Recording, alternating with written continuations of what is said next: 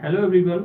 Today I have discussed about the topic system of secondary and senior secondary education at national level and state level. आज मैं आपसे बात करने जा रहा हूँ माध्यमिक एवं वरिष्ठ माध्यमिक या उच्च माध्यमिक शिक्षा प्रणाली में खासकर राष्ट्रीय स्तर और राजकीय स्तर के बारे में। सामान्यतः जब कहीं भी माध्यमिक और वरिष्ठ माध्यमिक शिक्षा की बात की जाती है तो शिक्षा प्रणाली महत्वपूर्ण यानी बैकबोन है, रीढ़ की हड्डी है, क्योंकि जब तक सिस्टम सही से नहीं संचालित होगा तब तक ये माध्यमिक स्तर और वरिष्ठ माध्यमिक स्तर की शिक्षा जो है वह सही तरीके से संचालित नहीं होंगी। तो सर्वप्रथम इसमें दो महत्वपूर्ण बोर्ड, जब कहीं भी अगर राष्ट्रीय स्तर की बात करते हैं तो भारत में सीबीएसई और आईसीएसई ये दो महत्वपूर्ण बोर्ड हैं जो कि शिक्षा प्रणाली को, राष्ट्रीय शिक्षा प्रणाली को सिस्टमेटिक वे में व्यवस्थित करते हैं। इनका मुख्य काम है परीक्षाएं लेना और साथ ही साथ विद्यालयों का मॉनिटरिंग करना, क्योंकि इनके साथ केंद्रीय विद्यालय जुड़े हुए हैं जो कि सीबीएसई की अपनी विद्यालय है जो कि राष्ट्रीय स्तर की है विद्यालय, और राष्ट्र की जो है वह गवर्नमेंट स्कूल के रूप में वो कहलाते हैं।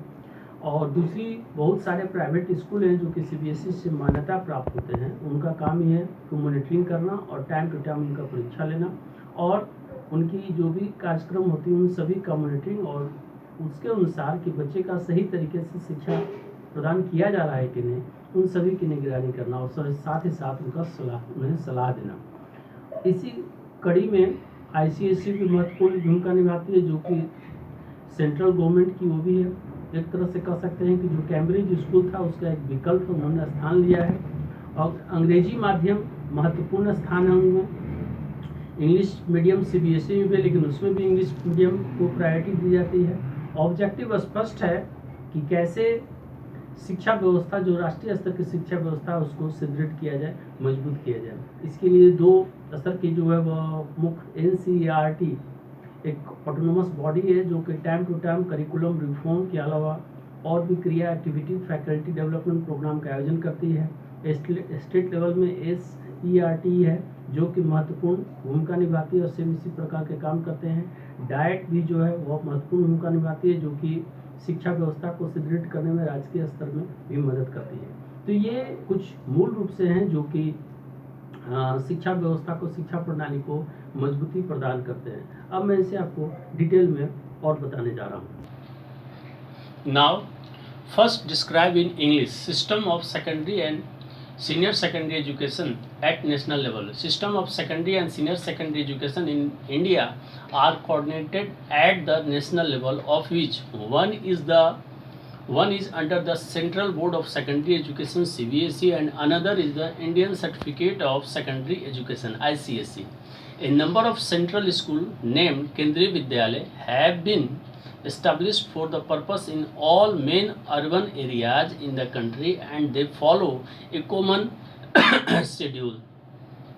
Now, राष्ट्रीय स्तर पर माध्यमिक और वरिष्ठ माध्यमिक शिक्षा की प्रणाली। भारत में माध्यमिक और वरिष्ठ माध्यमिक शिक्षा के सिस्टम यानी व्यवस्था या प्रणाली राष्ट्रीय स्तर पर समन्वित है, जिनमें से एक केंद्रीय माध्यमिक शिक्षा बोर्ड सीबीएसई के अधीन है और दूसरा भारतीय माध्यमिक शिक्षा प्रमाण पत्र आईसीएसई है। देश के सभी मुख्य शहरी क्षेत्रों में इस उद्देश्य के लिए कई केंद्रीय विद्यालय यानी केंद्रीय विद्यालय के नाम से हैं स्थापित किए गए हैं और वे एक सामान्य कार्यक्रम का संचालन या पालन करते हैं।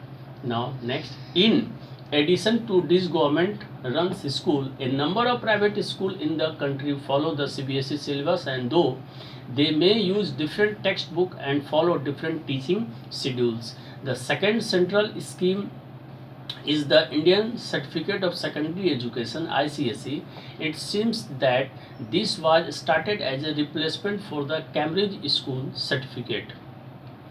Now in Hindi, इन सरकारी स्कूलों के अलावा यानी सरकारी विद्यालय के अलावा देश में कई निजी स्कूल सीबीएसई पाठ्यक्रम का पालन करते हैं। हालांकि वे विभिन्न पाठ्य पुस्तकों का उपयोग कर सकते हैं और विभिन्न शिक्षण कार्यक्रमों का पालन कर सकते हैं। दूसरी केंद्रीय योजना भारतीय माध्यमिक शिक्षा प्रमाण पत्र है।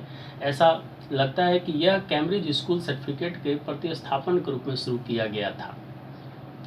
Both the CBSE and ICSE council conduct their own examinations in school across the country that are affiliated to them at the end of 10 years of schooling after high school and again at the end of 12 years after higher secondary.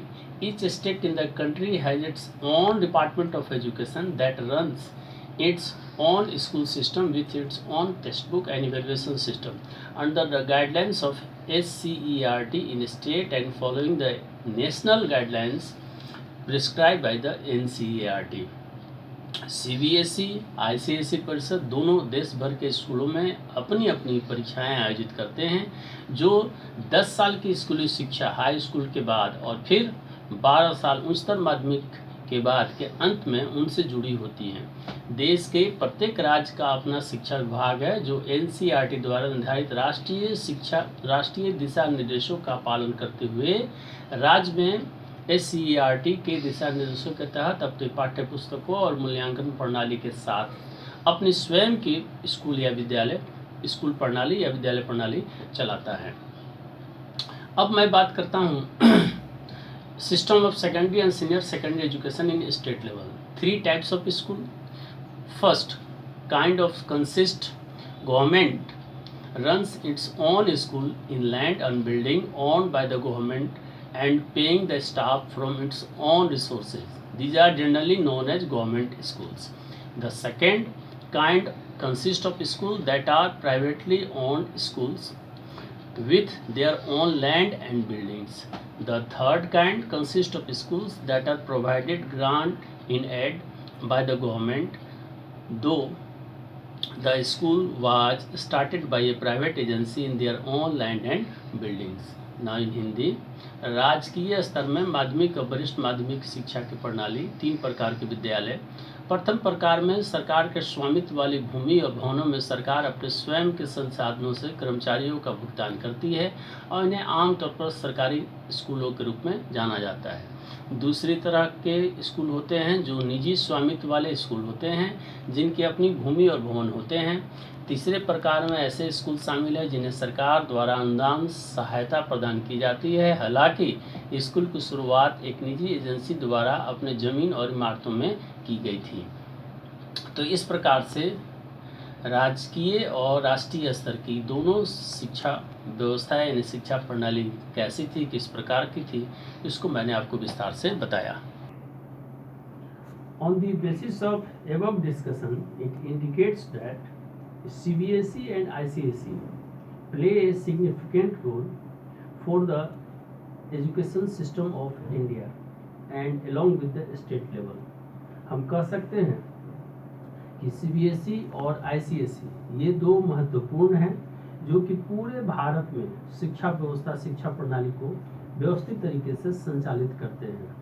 साथ ही साथ अगर राज्य स्तर की बात की जाए तो राज्य स्तर में भी राजकीय विद्यालय हैं जो कि गवर्नमेंट के होते हैं, कुछ निजी विद्यालय भी हैं जो कि अपने भूमि या अपने जो लैंड होते हैं, अपने बिल्डिंग होती हैं उसमें संचालित अपने विद्यालय को संचालन करते हैं। साथ ही साथ उन्हें सरकार से ऐड भी मिलती है, कुछ सहायता भी मिलती है जिसके आधार पर समाज के उत्थान में लगे हुए हैं। बट लेकिन जब ICSE और CBSE की बात करते हैं तो पूरे वो देश में एक प्रकार की शिक्षा प्रणाली के तहत विद्यालय का संचालन करते हैं और उसमें केंद्रीय विद्यालय महत्वपूर्ण स्थान है जो कि शहरी क्षेत्रों में ज़्यादातर होता है, कुछ ग्रामीण एरिया में भी हैं जो कि शिक्षा के उत्थान में महत्वपूर्ण भूमिका निभा रहे हैं। तो हम कह सकते हैं कि CBSE और ICSE बैकबोन है, रीढ़ की हड्डी है जो कि सेकेंडरी और सीनियर सेकेंडरी एजुकेशन को एक कह सकते हैं कि मजबूती प्रदान करने में, स्ट्रॉन्ग नेशन के लिए एक आधार स्तंभ के रूप में है, कह सकते हैं कि एक पिलर के रूप में है जो कि अभी तक वर्तमान परिप्रेक्ष्य में या वर्तमान समय में भी शिक्षा व्यवस्था को एक आदर्श, एक अपनी पहचान जो है वह दिए हुए हैं। राजकीय स्तर की बात करें तो समय समय पर कुछ चीज़ें पाठ्य पुस्तक के आधार पर या कुछ चीज़ें जो है रिफॉर्म की जाती हैं, सिस्टमेटिक या स्कॉलस्टिक या को स्कॉलस्टिक एक्टिविटी कहते हैं, जिससे कि बच्चों का विकास, सर्वांगीण विकास होता है। लेकिन आवश्यकता अब इस चीज़ की है कि कैसे NCERT की जो चीज़ें होती हैं, जो व्यवस्थाएं होती हैं, जो सिस्टम होती हैं, उसको कैसे व्यवस्थित तरीके से SCERT के द्वारा भी सलाह के अनुसार लागू किया जाए और राजकीय शिक्षा व्यवस्था को भी दुरुस्त किया जाए, मजबूत किया जाए, जिससे कि भारत के बहुत सारे बच्चे जो समाज के कुछ वंचित वर्ग के बच्चे होते हैं जो कि सरकारी विद्यालयों पर ही निर्भर है, उनकी भी शिक्षा व्यवस्था दुरुस्त हो, व्यवस्थित हो और समाज की मूल धारा के साथ उन्हें भी शिक्षा प्रदान की जाए। ये सबसे महत्वपूर्ण बात थी। इसके द्वारा मैंने आपको सेकेंडरी और सीनियर सेकेंडरी एजुकेशन सिस्टम की जो प्रणाली थी, यानी सिस्टम जो शिक्षा प्रणाली थी, उसको मैंने विस्तार से आपको बताया और समझाया। अगले क्लास में अब मैं स्टेटस ऑफ सेकेंडरी या सीनियर सेकेंडरी एजुकेशन के अंतर्गत जो 4 कंटेंट्स दिए गए हैं उसके बारे में आपसे बात करूंगा और विस्तार से बताऊंगा। और साथ ही साथ एक मैं आपको सलाह देना चाह रहा हूँ, if you have to fill any types of confusion or problem related to the contents of the video, you have to mention your question in the comment box। अगर आप इस वीडियो को देख रहे हैं, अगर इससे संबंधित किसी भी प्रकार की कोई क्वारी, कोई क्वेश्चन हो जो कि इस वीडियो से रिलेटेड हो, इस कंटेंट से रिलेटेड हो, तो आप मैसेज बॉक्स में, कमेंट्स में क्वेश्चन आप डाल सकते हैं और आपको उससे संबंधित उत्तर प्रदान किया जाएगा। और साथ ही साथ इस वीडियो को आप पसंद करें, शेयर करें, सब्सक्राइब करें। यूट्यूब चैनल में भी इसको अपलोड किया जा रहा है और अधिक से अधिक मात्रा में इसे देखकर फायदा उठाएं। अगले क्लास में फिर मैं आपको एक नए वीडियो के साथ, एक नए टॉपिक के साथ आपसे मिलूंगा। तब तक के लिए धन्यवाद।